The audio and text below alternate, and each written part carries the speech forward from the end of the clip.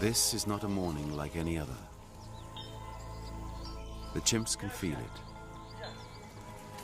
The men are nervous.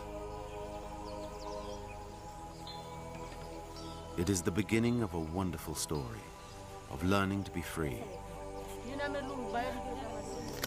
Today, Cheyenne and Kuiu will leave their island. A dozen of their companions have already made the journey.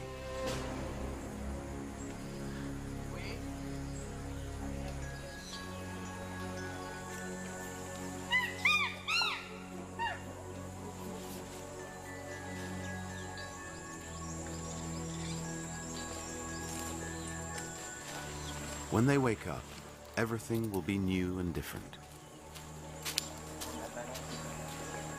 The Conkuati forest, beautiful and unpredictable.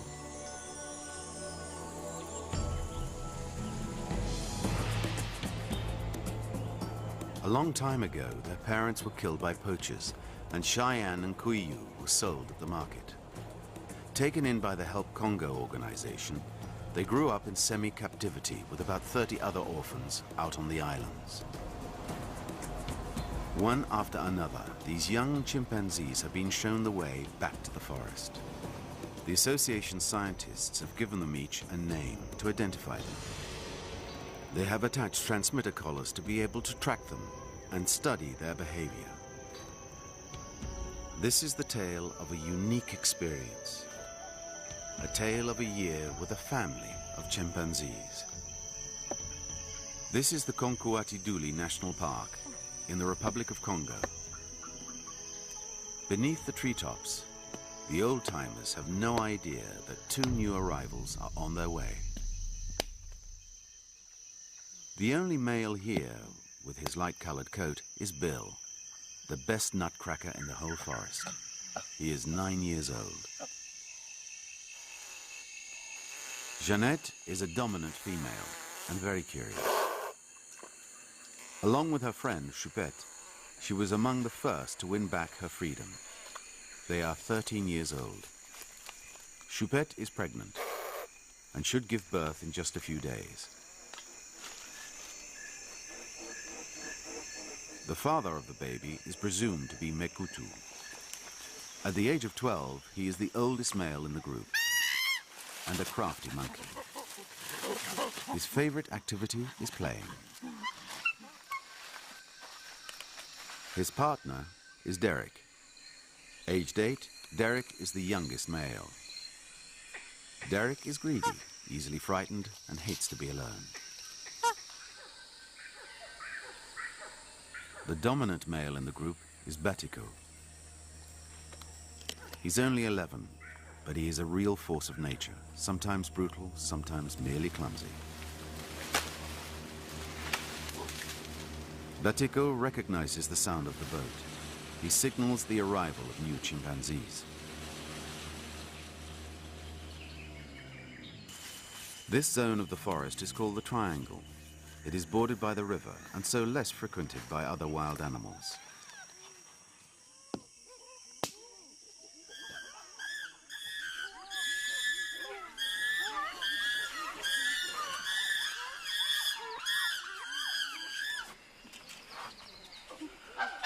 For Cheyenne and Kuiu, the two newcomers, a daunting day lies ahead. Of course, they will meet up with old friends after several months apart, but they're heading into an unknown world with strange sounds and smells, and the others will have changed. A new hierarchy will have been implemented, and they will have to adapt.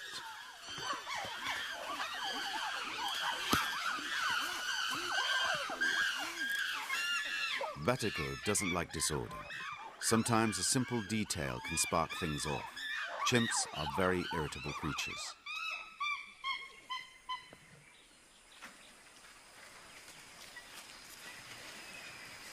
It is calm again, and Cheyenne takes her first steps towards freedom. Trembling with fear, she waits for the others to react.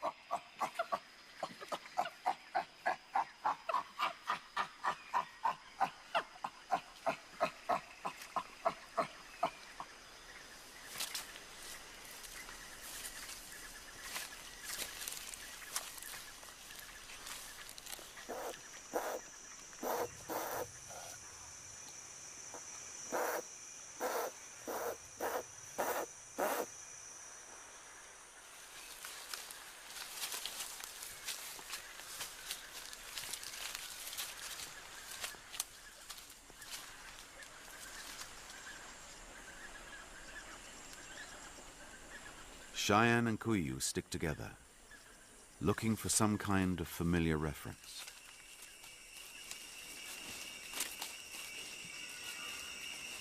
Their first surprise is a nice one. Here's Derek. He grew up on the same island as the two young females.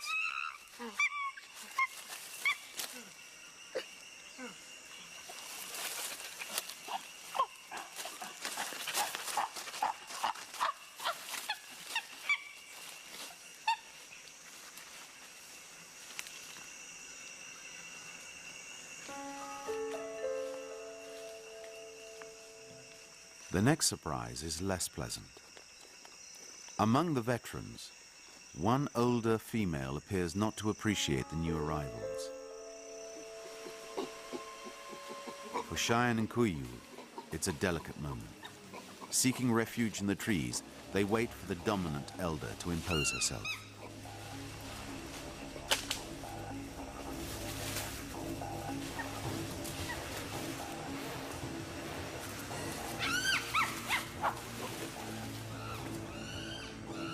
Batiko, the dominant male, watches from afar. But he does not intervene. This is women's business.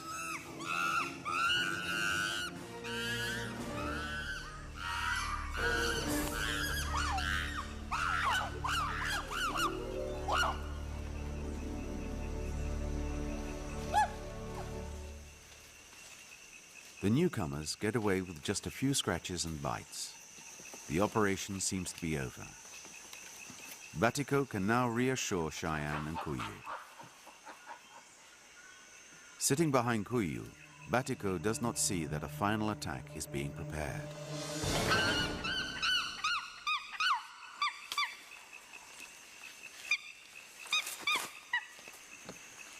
Mission accomplished. The hostile female moves away, and she will not return. This is merely the first hurdle for Cheyenne and Kuyu. The whole group will be faced with wild chimpanzees. The threat is very real.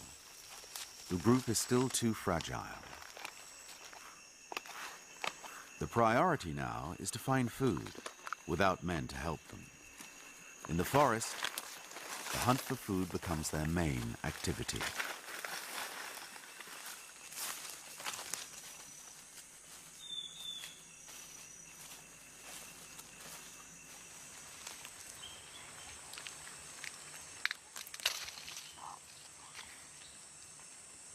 Choupette, the mother-to-be, is familiar with the forest's resources. She now has to eat for two and knows where she can find all the food she needs. She takes full advantage of the larva season.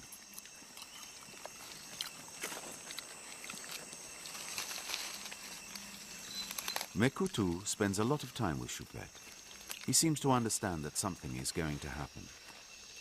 The birth is approaching, and rest is vital.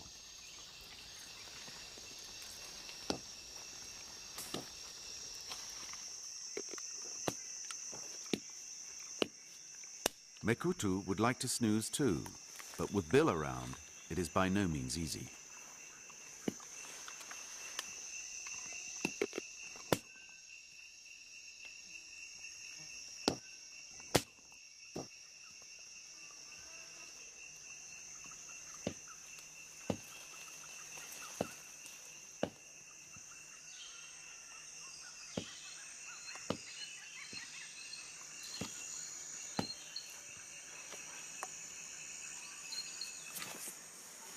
Deprived of sleep and nuts, Mekutu gets Derek's attention.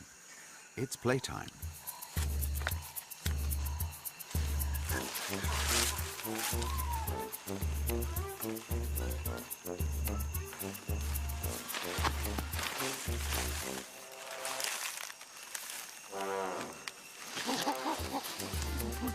The four males in the group, all adolescents, act their age.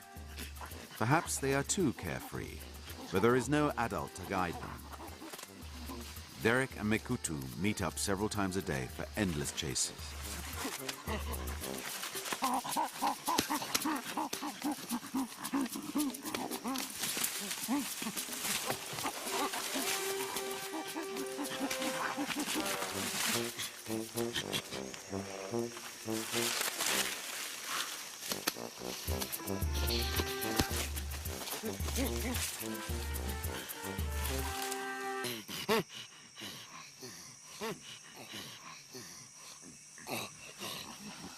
Theirs are fighting gestures. The difference lies in the absence of cries. They trade the roles of hunter and hunted, of dominant and submissive, in an entirely unpredictable way. It is an essential activity for the young chimpanzees. Games help them to learn social behavior, and they will later use these same techniques in the realms of competition and aggression.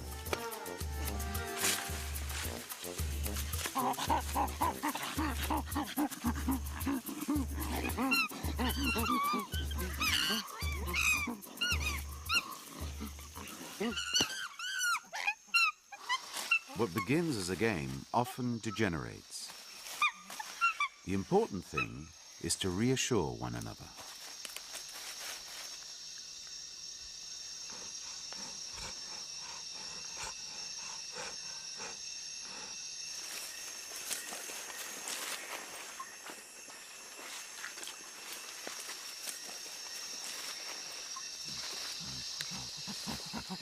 Choupette is pregnant and no longer in heat, so her friend Jeannette now benefits from Mekutu's favors. For young Derek, all this is still a mystery.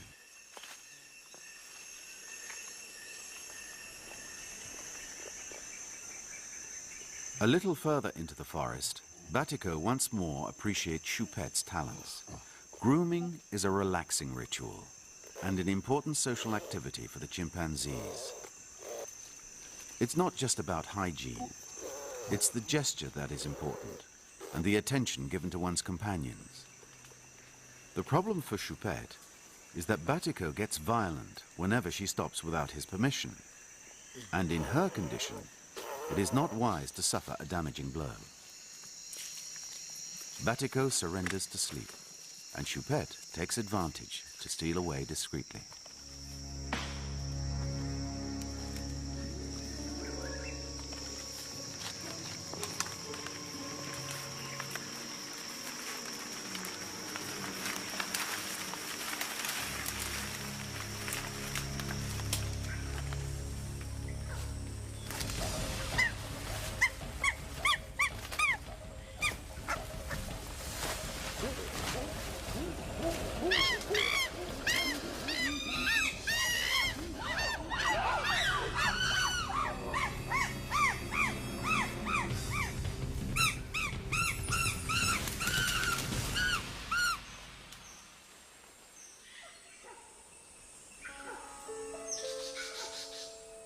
Once again, cunning overcomes brute force.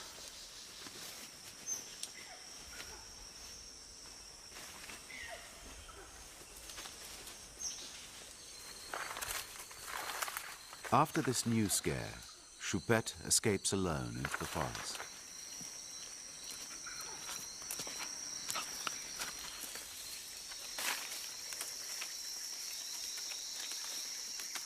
The chimpanzees build a new nest every evening to spend the night.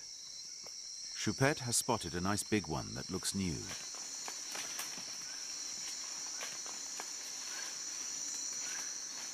A few little adjustments, and it's ready. It's the beginning of the afternoon. Has the moment to lie low arrived?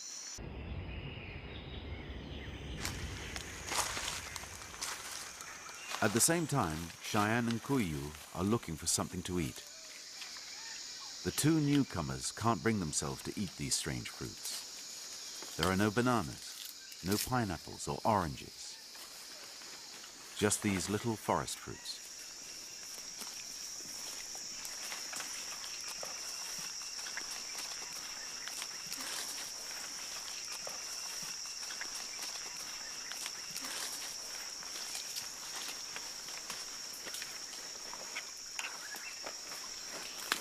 Cheyenne observes the others with great curiosity.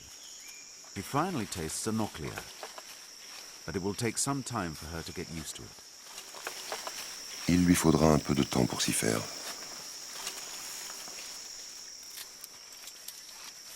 Mekutu has discovered a nest of weaver ants in a cluster of leaves. It's like a ready-made sandwich, and the chimps love it. It is both an excellent source of protein and a real treat.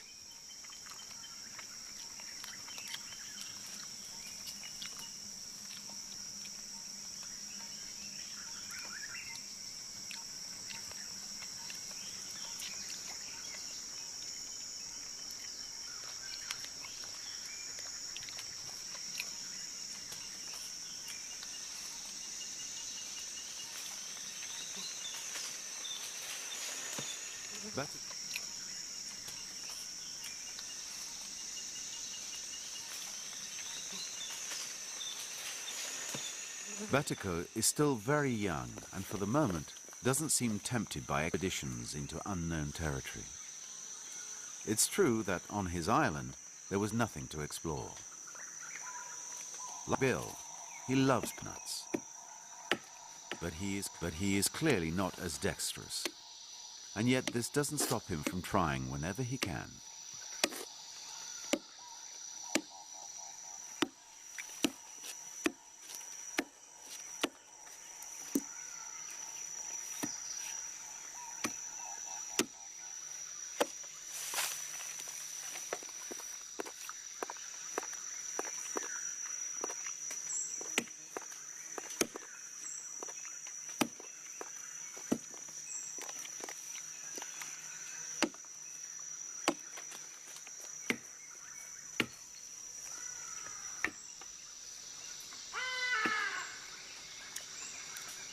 It's now Derek's turn to share a new fruit with Cheyenne, Amaranthus arboreus.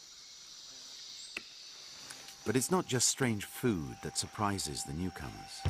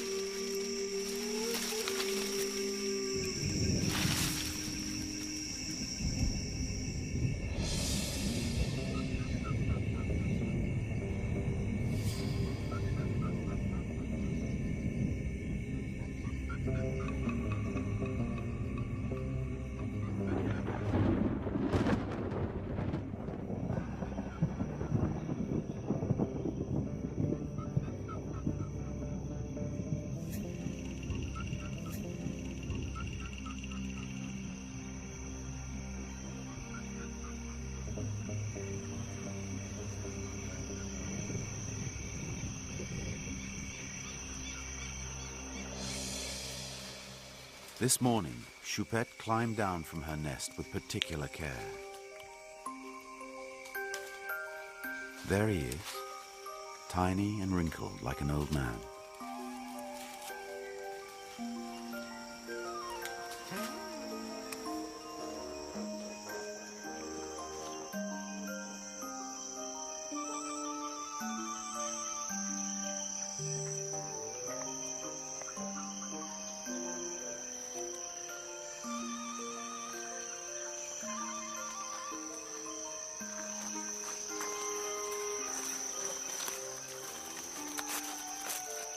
Choupette refuses all contact with other chimps. She knows that her baby's life depends on her own prudence. Among chimpanzees, the males can sometimes kill the newborn in order to make the female fertile again.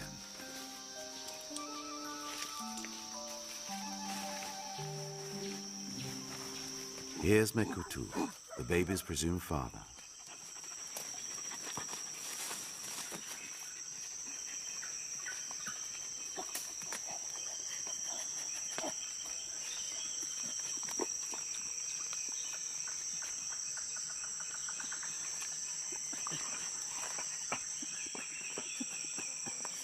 Unbelievable.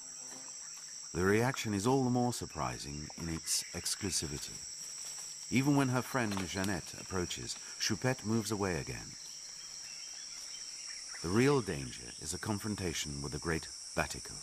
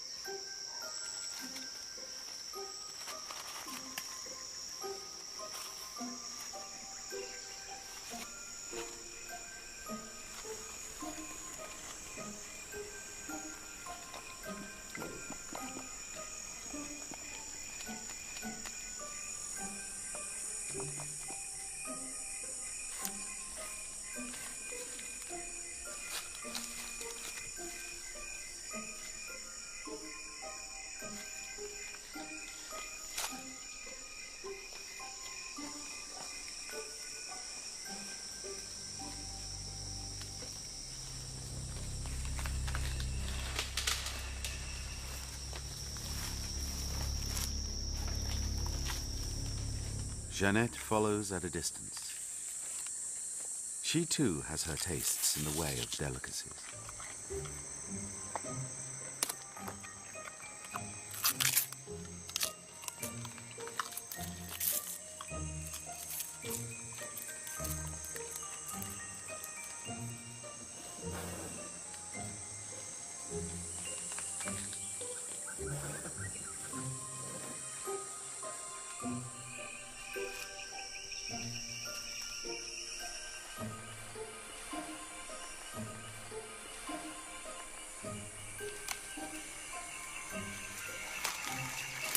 Batico draws nearer.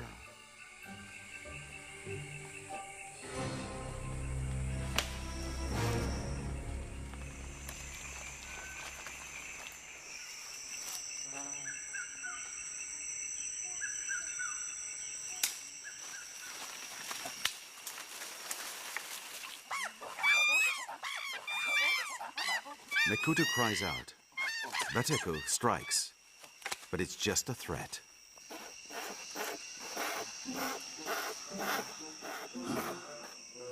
He's not interested in the baby at all. All he wants is his usual relaxation session. Once more, Mekutu's protective attitude is somewhat troubling. The crisis is over. From now on, the danger will come from outside. What will happen if Choupette meets wild chimpanzees? The wild chimps live outside the triangle, on the other side of the river. Batico and his group have not yet explored this area. But they often hear screams and cries from the other side, and from the treetops have even seen a few chimpanzees. In fact, the chimps they have seen were also released into the wild by HELP Congo a few years ago. Since then, they have formed a small, well-organized and united tribe, comparable to wild chimpanzee communities.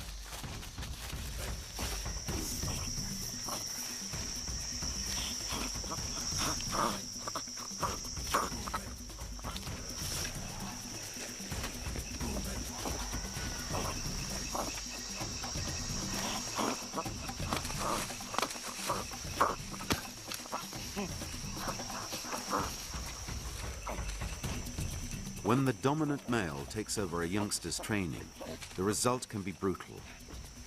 A female often has to intervene to limit the damage.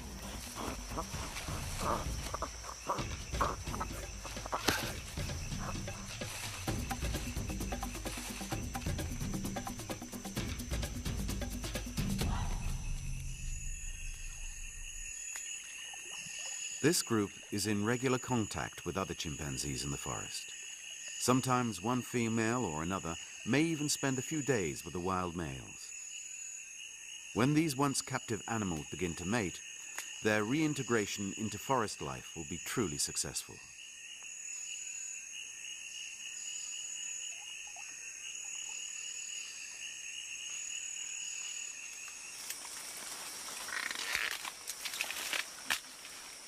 All the chimpanzees like to eat plant stems. But this group has learned to fully exploit this food source whenever fruit is in short supply.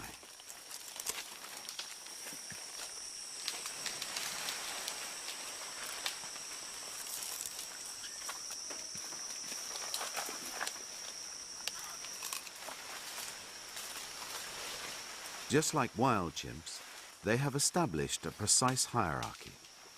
And this is especially evident whenever they share an exceptional prize.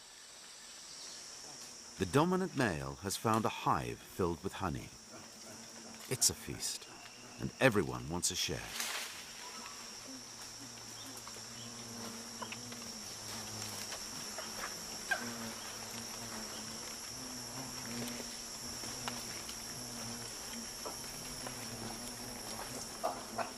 The rule is basically finders keepers. He will decide on the distribution. As is often the case, the clan's second male and the dominant female have priority.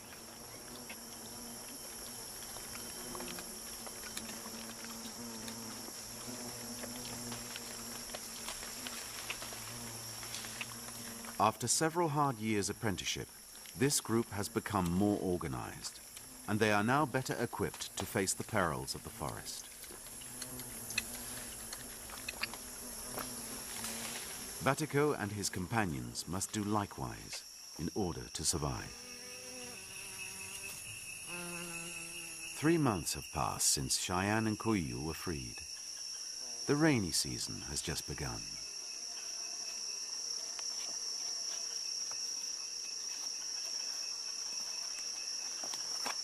Cheyenne appears to have lost little weight, which means that she is eating normally. But she has distanced herself from the group and moves around alone with one other young female. Her gastronomic audacity seems to surprise even her companion.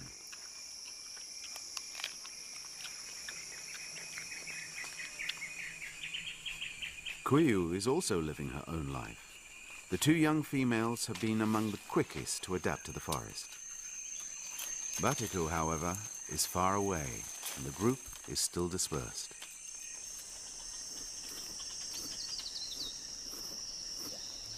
The group is still dispersed.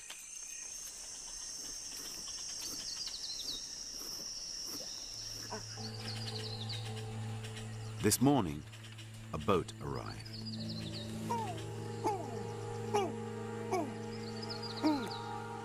Bill has abandoned his nutcracking and joined the others who have come to gather around the cage. The cage remains closed. Sibiti is still under anesthetic, and the other chimpanzees appear concerned.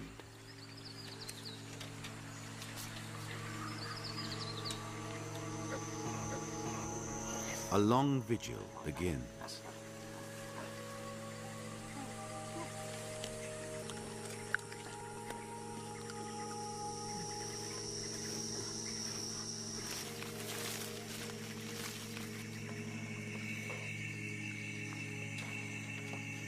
Bill and Mikutu will not make a nest today. They will spend the night close to the cage.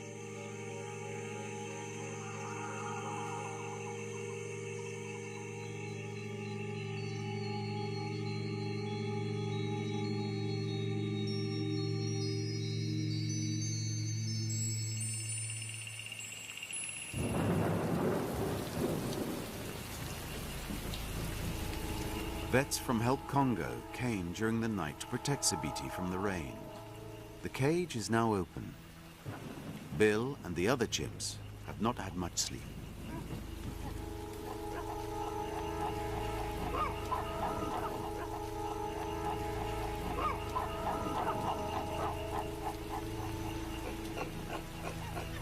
Sabiti reacts worse than the others to the anesthetic. Coming round is hard, and her behavior is surprising. She doesn't wait to fully recover before braving the world outside the cage.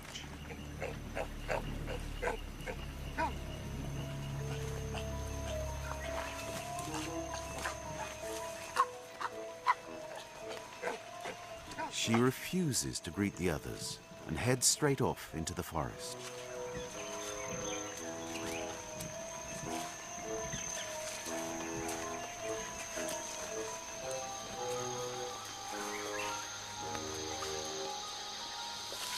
Bill decides to follow her and is joined by Mekutu.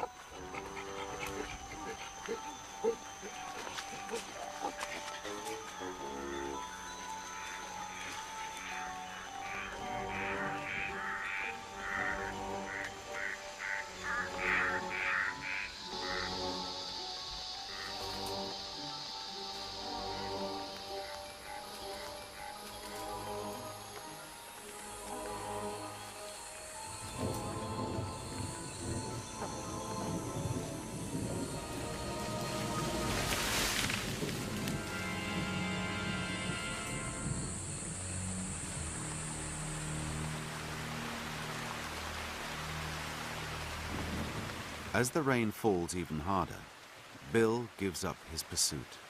Chimpanzees hate the rain. There is only one good reason why Bill should face getting wet. From his shelter, he has seen something that interests him.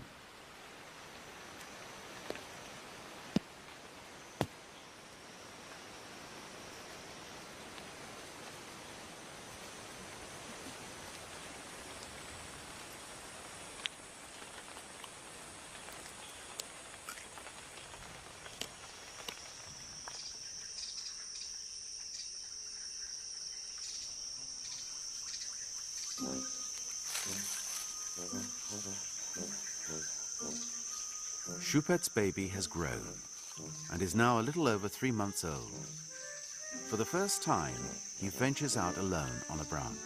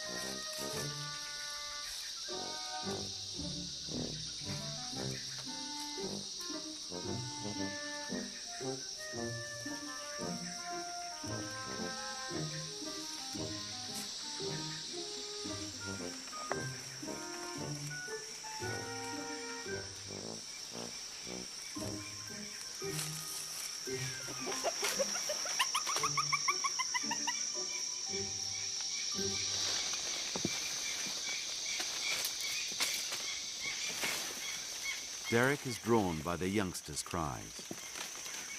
Choupette now lets the other chimps have some contact with him.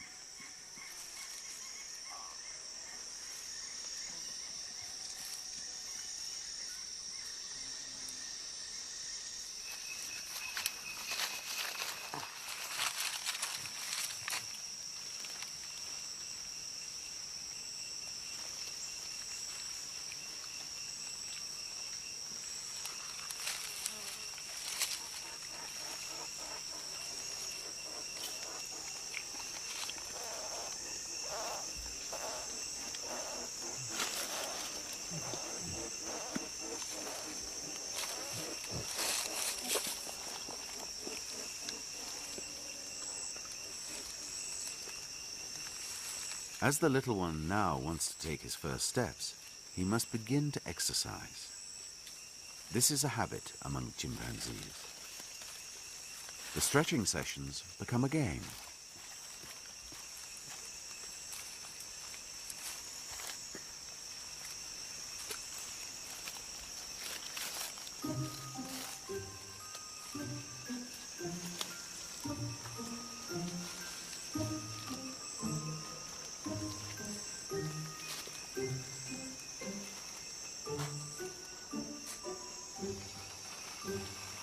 Soon he will be strong enough to climb on his mother's back, which will make outings much more pleasant. He will get around this way until he is 4.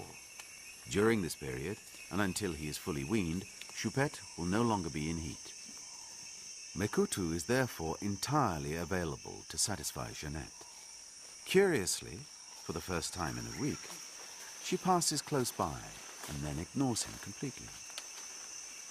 He decides to follow her and seems quite irritated when he finds her entangled with Batico.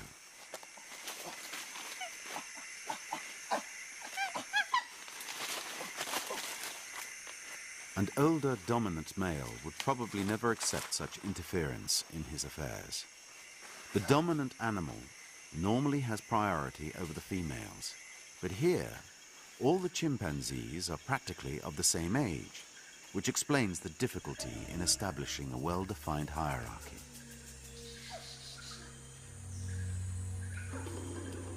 Two days after her arrival, Sibiti has wandered far from the area frequented by her former companions. She will have to learn the ways of the forest all by herself.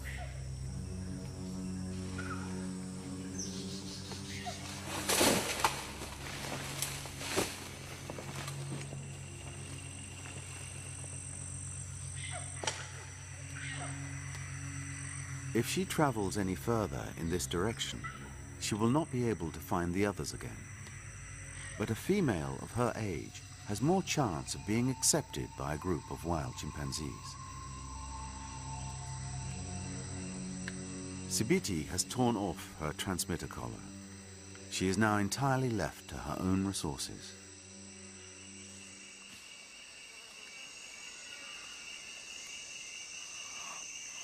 The next morning, Batico appears to have made a decision.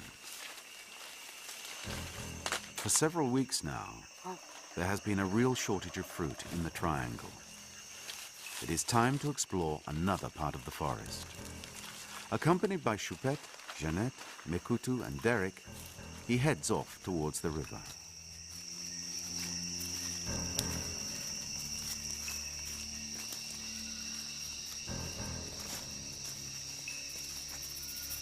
A natural bridge leads to the opposite bank. But the chimpanzees on the other side are not far away.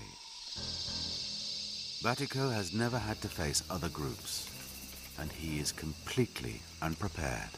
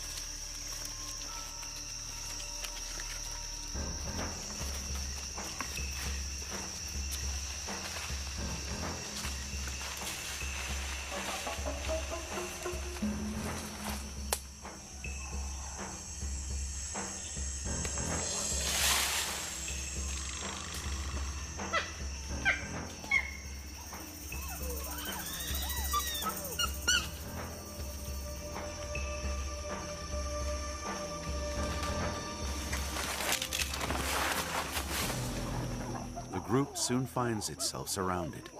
Choupette flees. As for the others, this is their first encounter with other chimpanzees.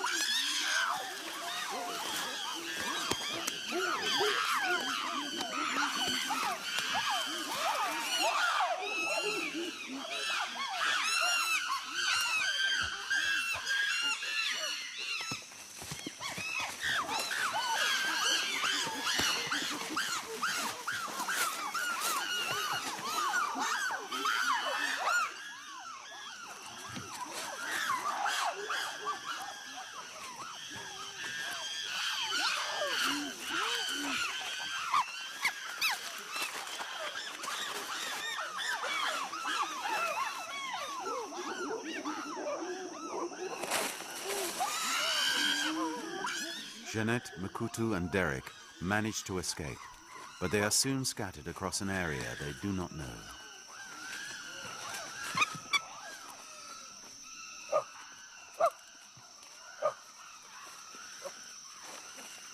Derek is the only one to find the bridge.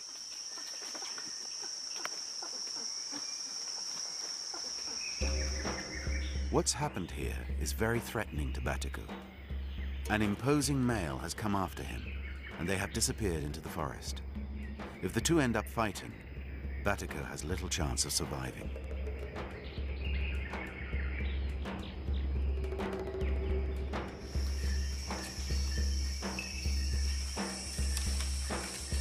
Choupette and Jeanette are together, but danger lies at their feet.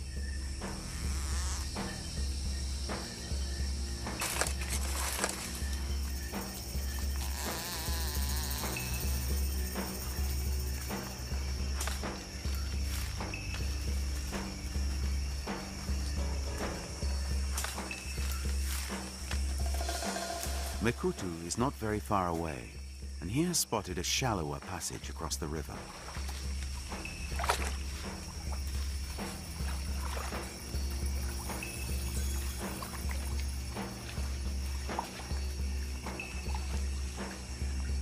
The enemy has gone.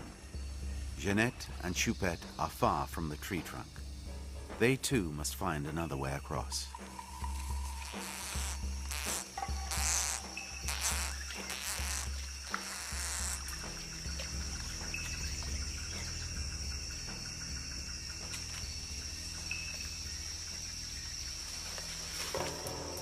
On the other bank, Makutu waits for them.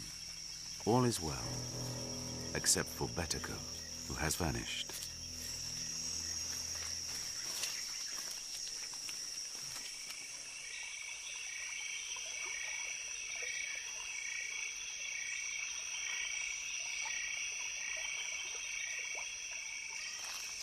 A little further upstream, Derek is lost. There are no chimpanzee cries to guide him.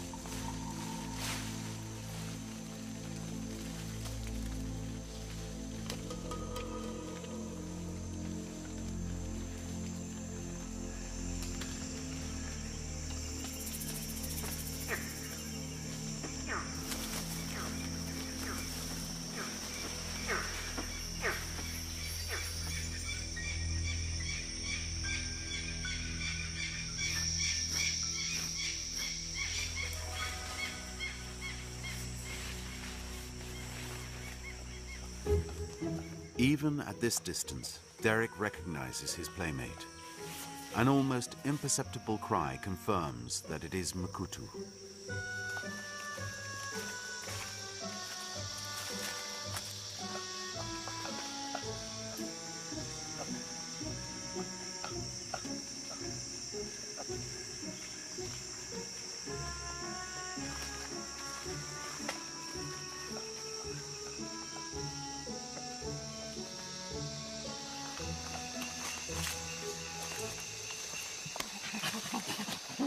Out of 5 reckless chimps, 4 are safe and sound.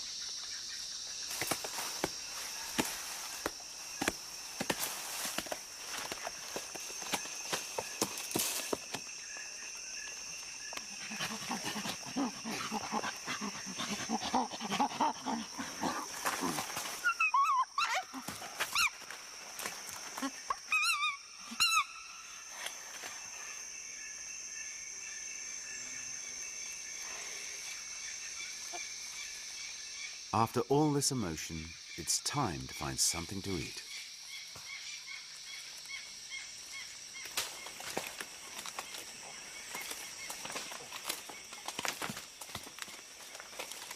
Derek has regained his appetite. These ripe salacias are a godsend. The more fruit he stuffs in his mouth, the juicier it gets.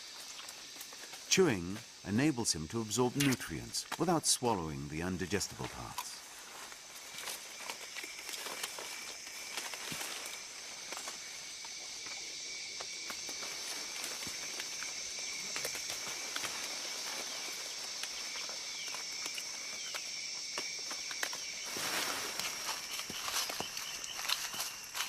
Suddenly, Derek's attention is drawn by something else. He moves away from the group to listen more carefully.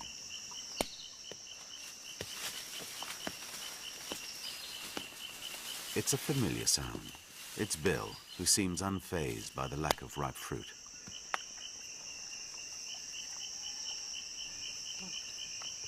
He is not alone. Batico is with him, in fine form and without any visible bite marks.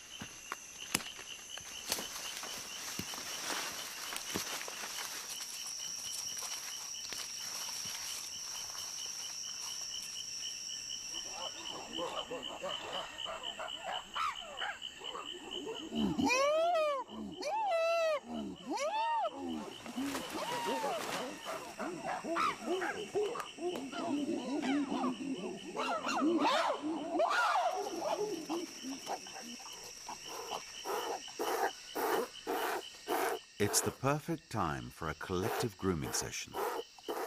It's rare to see them all together in this way, and it's not over. Their cries attract even the loners of the group.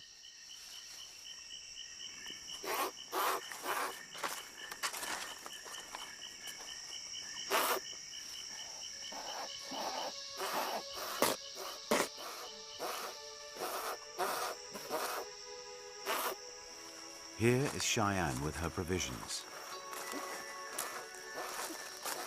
as well as Kuyu. It seems that this misadventure has had an effect on the group.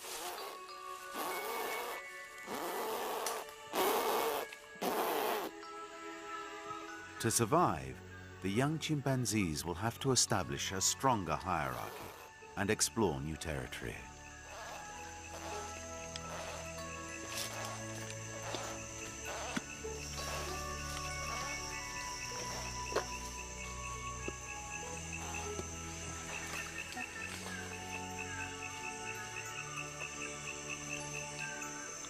In the meantime, life returns to normal. Jeanette now has the right to touch Choupette's baby, under close surveillance.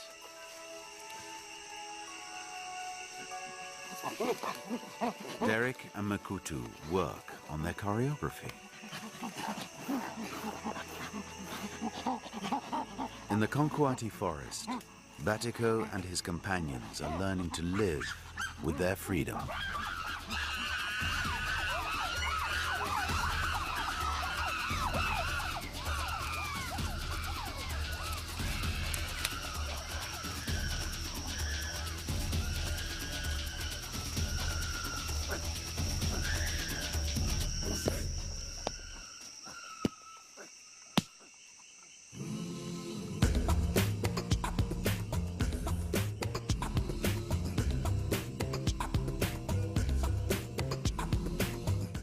Join us next week for the remarkable story of a travelling sand dune. And tonight, mix the wildly creative Meccano models with the subtle needle and thread work of quilts. Then throw in some timeless jazz from Count Basie, and what you have, this week's episode of Collectors. See it tonight at 8 on ABC.